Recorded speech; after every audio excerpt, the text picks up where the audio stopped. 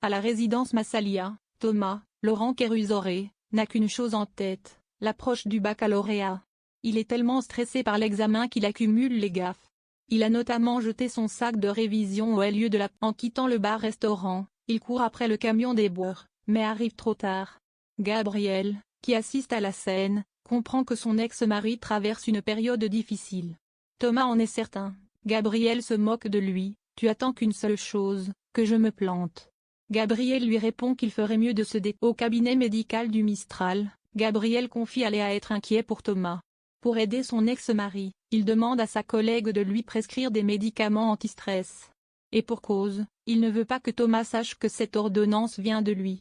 Léa conseille à Riva de prescrire lui-même ses médicaments à Thomas. De son côté, Jules a décidé d'assumer la responsabilité de ses actes.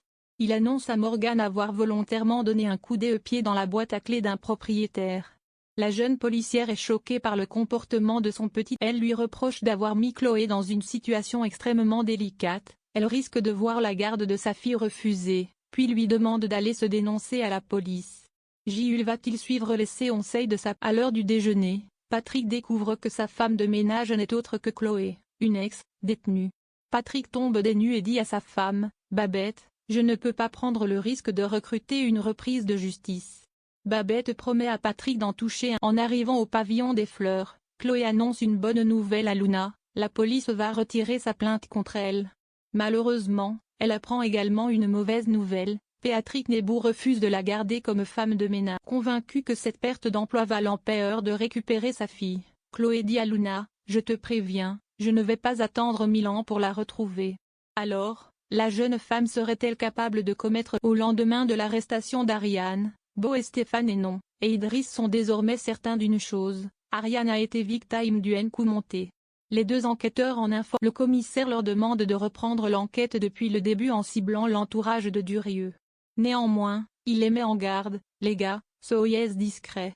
En effet, Durieux étant l'ex-procureur, cette affaire pourrait se retourner contre le commissariat du Mistral. Plus tard dans la matinée, Eric confie à Patrick être très inquiet pour Zoé, elle a passé la nuit à pleurer.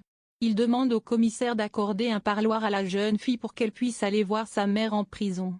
Patrick hésite, ça pourrait se retourner contre. Plus tard, au centre pénitentiaire de Marseille, Ariane reçoit la visite surprise de Zoé. La mère et sa fille se serrent dans les bras. Zoé annonce une bonne nouvelle à sa mère, elle a été prise en lettres et en droit à l'université d'Aix. Ariane est fière de sa fille et espère qu'une chose, qu'elle soit sortie de prison pour le début du baccalauréat. Jean-Paul et Idriss se rendent chez Mina, une brocanteuse, également indique pour la police. Il lui demande si elle aurait des infos sur une arme achetée illégalement. Cette femme leur explique qu'avec cette arme, il est possible de passer d'un calibre à un. De retour au commissariat du Mistral, Jean-Paul demande à Morgane de lui donner la liste des personnes qui possèdent cette arme dans la région. En examinant cette fameuse liste, la police découvre un nom familier. Jean-Paul déclare, ça ne nous arrange pas, c'est même carrément la meute.